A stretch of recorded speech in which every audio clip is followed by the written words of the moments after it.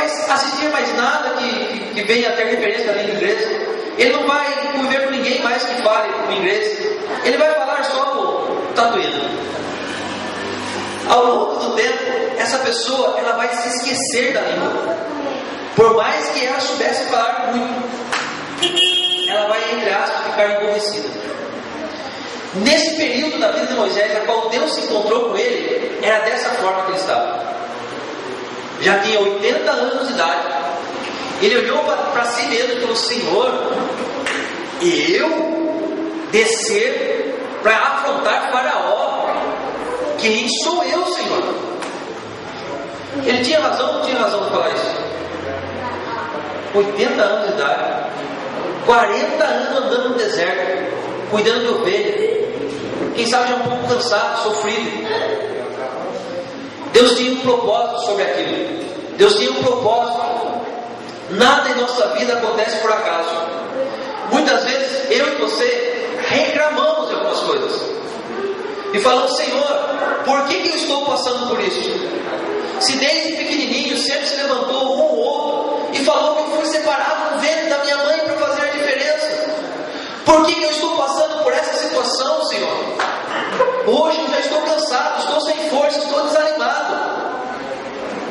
Lá atrás, quando eu era mais jovem, eu tinha alguma esperança. Eu até acreditava naquilo que o Senhor tinha falado para mim. Mas agora, Senhor, nesse momento da minha vida, eu olho para mim, eu já não tenho toda mais aquela força. Eu era uma pessoa de guerra, eu era uma pessoa que tinha fé, mas eu acabei sofrendo por um motivo ou por outro. A minha fé se esfriou, a minha esperança se acabou. Eu tinha confiança na igreja, nos pastores, mas foi grande as decepções, Senhor. Agora não, chega para mim, acabou para mim.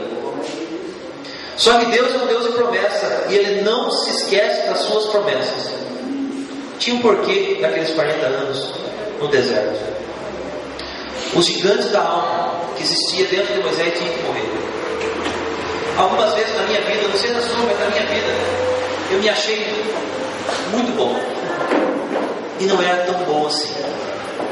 Porque se eu fosse tão bom assim, eu tinha primeiro olhado para Deus e dado a referência e a honra que Ele merecia, que Ele merece na minha vida. Algumas vezes as coisas não acontecem nem na minha, nem na sua vida, porque o propósito que na verdade você está buscando é aparecer ou engrandecer o seu próprio eu. E na verdade não é algo verdadeiro, mas é algo que está escondido dentro do meu e do teu coração. Moisés precisava passar por aquele deserto para que todos os gigantes da sua alma morressem, e ele entendesse quem ele era, ele entendesse e conhecesse o Deus que falaram para ele. Porque até esse momento os seus pais tinham ensinado para ele quem era o Deus vivo, mas até esse momento ele não tinha tido experiência nenhuma com esse Deus. Porque sabe os deuses que ele conhecia? Os deuses do Egito. Porque ele cresceu no palácio. Contaram histórias para ele. Ele conhecia histórias do Deus de Israel, mas ele tinha mais vivência com os deuses do Egito do que com o Deus vivo. E ele estava sendo separado e escolhido para servir ao único Deus, ao Deus verdadeiro. Tinha outro motivo para isso. Ele precisaria conhecer o terreno aonde ele ia guiar o povo de Israel para a terra prometida. Lá dentro do palácio, no conforto do palácio, ele ia ser treinado até mesmo para a guerra, mas ele não ia saber sobreviver no deserto. Sim ou não? Ele não ia saber como andar naquele deserto. Deus não faz nada por acaso. Eu não sei o que você passou até o dia de hoje. Eu só sei que sobre a sua vida existe uma promessa. Eu sei que existe. E Deus não esquece da sua promessa. Ele está te treinando para algo maior. Ele não te chamou para sofrer nessa terra. Ele não te chamou para ver os seus sonhos virarem nada. Ele não te chamou para ver as coisas passarem e nada acontecer. Ele está te treinando para algo maior. Com 40 anos, Moisés achava que era muita coisa. Mais 40 anos, com 80 anos, ele descobriu que não era ninguém. E se você acompanhar a história daqui para frente, você vai ver que Moisés obedeceu o chamado de Deus e desceu para o Egito e afrontou o faraó. E dali para frente você vai ver coisas tremendas acontecendo. As 10 pragas que foram liberadas através da boca de Moisés, através do Deus vivo, mas como canal de Deus Moisés, e assolou aquela terra. Milagres, prodígios, sinais, o mar vermelho se abrindo, maná, tantas e tantas coisas começou a acontecer na vida de Moisés. Ele passou mais 40 anos aprendendo que Deus chama um ninguém para fazer com que ele seja reconhecido e grande nessa nação. Algumas vezes nós temos julgado pessoas, olhado para pessoas e falado assim: esse dá para alguma coisa, esse não dá para nada. Deus escolhe quem quer, do jeito que Ele quer e faz da forma que Ele quer. Deus nos trouxe a pregar o Evangelho na Vila Angélica. Eu sei que aqui nesse lugar existem pessoas que têm promessas de Deus. Existem almas que estão carentes por conhecer o Deus vivo e verdadeiro. Pessoas que muitas vezes já estão desacreditadas, até mesmo querendo tirar a vida, ou falando: chega, para mim já basta, chega de sofrimento, chega disso, o que me falaram era mentira. Mas hoje eu venho falar para o meu e para o teu coração: o Deus que eu sirvo é um Deus de promessa, é um Deus verdadeiro e justo, e Ele não se esquece dos seus. Moisés foi chamado por Deus para fazer parte de um povo poderoso. E se você acompanhar e estudar a palavra de Deus, e nada que Deus faz é por acaso, cada praga que foi liberada sobre o Egito tinha um significado. Cada praga daquela representava um Deus do Egito. Na verdade, Deus foi afrontando todos os deuses do Egito e vencendo um a um através da vida de Moisés. Eu não sei o que você tem passado, eu não sei o que você tem vivido. Eu só sei que Deus te chamou para afrontar os deuses do Egito. O Egito simboliza o mundo. Muitas vezes nós somos presos ou oprimidos por tantas coisas na nossa vida.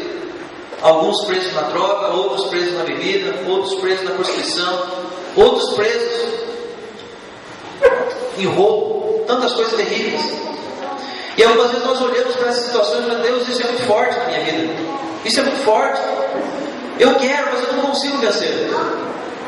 Deus vai te levantar para afrontar os deuses do Egito e fazer a diferença nessa nação, e fazer a diferença nessa cidade. Quem me conhece, hoje eu descobri que tem gente que me conhece desde pequenininho. Misericórdia, eu não sabia. Glória a Deus. Alguns me conheceram depois um pouco mais velhinho, um adolescente. Alguns me acompanharam por momentos ruins, por momentos bons, né, André? Já entrou em lugar bom comigo, já entrou em lugar ruim. Só sei dizer uma coisa: eu tenho uma história e você também. E muitas vezes no caminhar da nossa história, nem sempre vivemos ou passamos por coisas boas. Algumas vezes passamos por coisas tristes, algumas vezes passamos por decepções, outras vezes somos afrontados, outras vezes vencemos, somos alegres. Só sei dizer que eu e você temos uma história e temos um chamado. Eu cheguei na casa do Senhor quando eu tinha 4 anos de idade também. 4 anos de idade. Acho que é isso. Servi ao Senhor Jesus na igreja evangélica regular, uma igreja tremenda, maravilhosa, que eu amo muito, durante uma boa parte da minha vida. Me batizei aos 12 anos de idade. Quando eu tinha 22 anos, eu comecei a vacilar. Eu achei que eu era muito bom. Sabe aquele momento que você acha que você é muito bom? Eu estava no auge do meu ministério. Eu já trabalhava com um grupo de adolescentes, coisas tremendas, ministrava libertação, vidas sendo batizadas com o Espírito Santo, jovens sendo libertos, curados, um grupo tremendo na igreja, era diácono na igreja. A minha autoconfiança estava lá em cima. E por um momento eu esqueci que eu era dependente de Deus. E eu precisava de Deus. E Satanás, ele usou a própria palavra de Deus que diz que nós não devemos dar lugar ao diabo. E eu comecei a dar lugar a Satanás. Eu fiquei quase 7 anos afastado da presença de Deus. Foi 7 anos de perda, de destruição, Satanás roubou a moral que eu tinha, roubou minha alegria, minha felicidade, meu trabalho. Enfim, eu fui literalmente saqueado. E por um momento na minha vida, eu realmente achei que eu ia para o inferno. Porque o homem e mulher de Deus conhece a palavra de Deus, sabia disso? Então as pessoas chegavam para mim e falavam assim: e aí, rapaz, como é que você está? Eu estou indo para o inferno. Que é isso? Eu conheço a palavra. Porque tem gente que gosta de ficar dando desculpas, já percebeu? Está vivendo no pecado, está vivendo no erro. E a Bíblia fala que aquele que confessa o seu pecado e deixa, alcança a misericórdia. Mas ele quer encobrir o seu pecado, eu não sei para quem, porque Deus vê tudo. Eu tinha essa consciência no meu coração. Eu sabia o estado que eu estava vivendo. E quando as pessoas chegavam, eu falava assim: eu estou indo para o inferno. Porque é isso, eu conheço a palavra.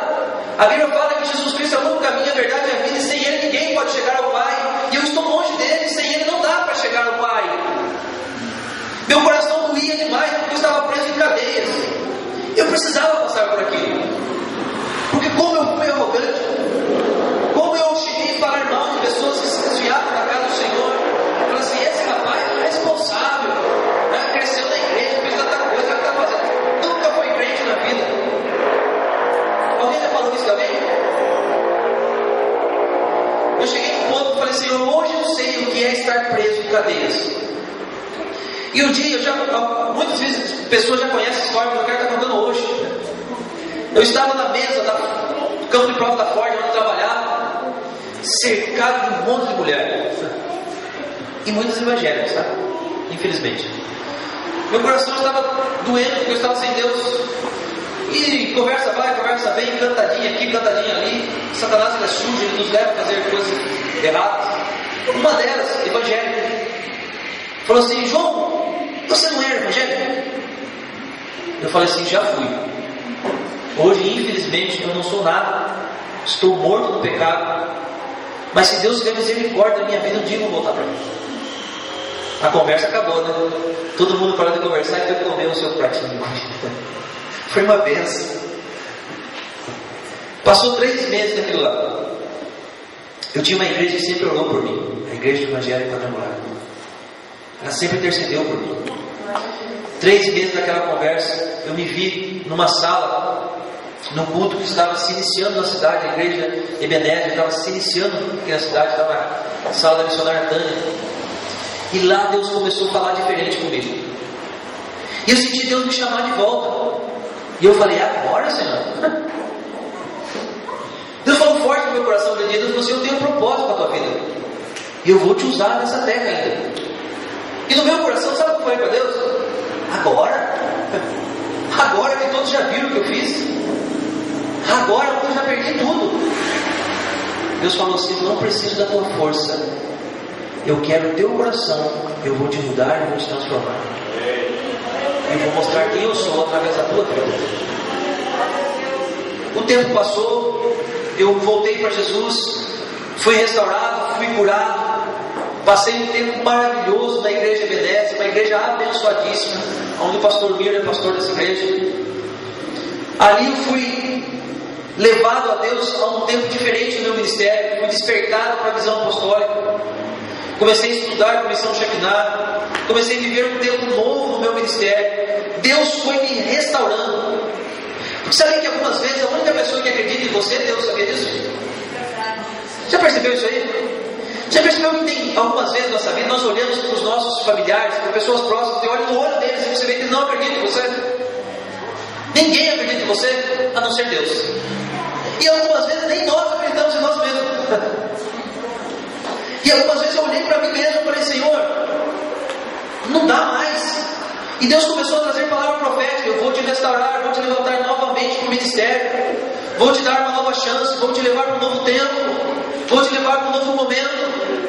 E eu comecei até mesmo a brigar com Deus. E algumas vezes, assim como Moisés, eu falei: Senhor, agora quem sou eu? Se fosse lá atrás, o menino que estava ali firme, que estava crescendo, e eu, com a idade que eu tinha hoje, eu já seria um pastor. Mas hoje, Pai, e Deus começou a ministrar no meu coração, falou assim: eu sou o Senhor do tempo. O tempo me pertence. O tempo é meu, não é teu. Eu escolho quem eu quero, eu chamo quem eu quero e capacito quem eu quero. Eu não preciso de pessoas capacitadas, eu preciso de pessoas que me amem e respeitem